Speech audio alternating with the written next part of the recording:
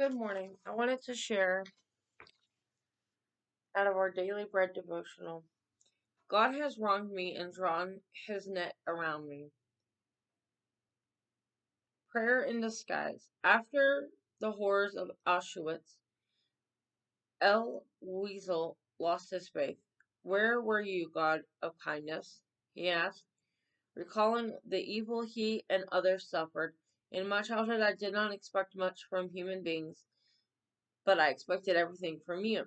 And yet, Weisel, I think is how you say it, realized later that his faith had never really left him. It is because I believe in God that I was angry at God, he told a journalist, and I still am. You don't get angry at someone you don't believe exists. We might feel uncomfortable expressing anger at God, but biblical characters did. You deceived me, Lord, the prophet Jeremiah cried. You will you will forget me for will you forget me forever? David wrote. God has wronged me, Jacob said. Unaware of Satan's role in his misfortune, Jacob accused God of being cruel and even subpoenaed him to court. While Job later discovered that his understanding was limited, it is important to note that God never rebukes his feelings. Despite his questions, Eli Wiesel prayed, let us make up. It is unbearable to be divorced from you for so long. We might We too might be angry at God for not limiting the suffering in our world, but our expressing it to Him can become a prayer in disguise, keeping us close to God, who wants us to bring not just our praise, but our anger to Him too.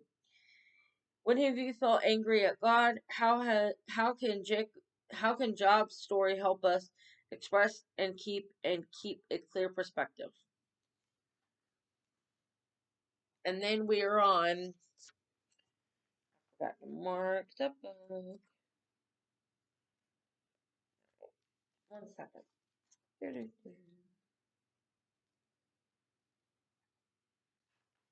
And then we're on day 41 in 60 Days of Prophecies.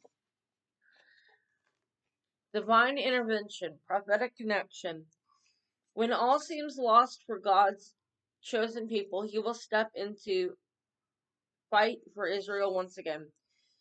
When the massive Russian Islamic armies assemble on the northern mountains of Israel, ready to come against the tiny country, it will appear to be the most grossly mismatched contest in military history. The Israelites will be so outnumbered that there will be no human way they can win this war. Only intervention by God Himself could possibly save them, and that is exactly what will happen.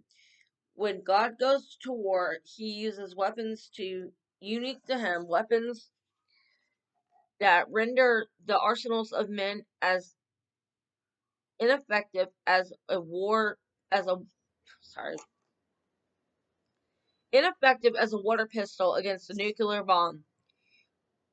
God will save His people Israel by employing four of these weapons simultaneously. First, He will rout the armies of Israel's attack with massive convulsions in the earth. As Ezekiel explains, the mountains shall be thrown in the steep places shall fall, and the wall shall fall to the ground. God will follow these convulsions of the earth with His second weapon, which will be to create confusion among the attacking troops that will panic and begin to killing one another. I call for a sword against Gog through all my mountains, says the Lord God. Every man's sword shall be against his brother. Many soldiers will die in divinely imposed bewilderment, largely by what today we would call friendly fire. The third divine weapon will be a conjugation of disease, and I will bring to him judgment with pestilence and bloodshed, asserts the Lord. He will infect the invading troops with some debilitating disease that will render them incapable of carrying out any effective attack. God will follow this contagion with his fourth and final weapon, calamities, from the sky. I will rain down on him, on his troops, and on the many people who are with him, flooding rain, great hailstones, fire, and brimstone. One man has written, every force of nature is a servant of the living God, and in a moment can be made a soldier, armed to the teeth. Men are slowly discovering that God's forces stored in nature are mightier than the brawn of the human arm. When God goes to war, no army on earth can stand his formidable arsenal. The armies that come against Israel in the last days will learn the truth the hard way. Remember, who is the King of glory? The Lord strong and mighty, the Lord mighty in battle. Psalm 24:8. Hope you guys have a good day.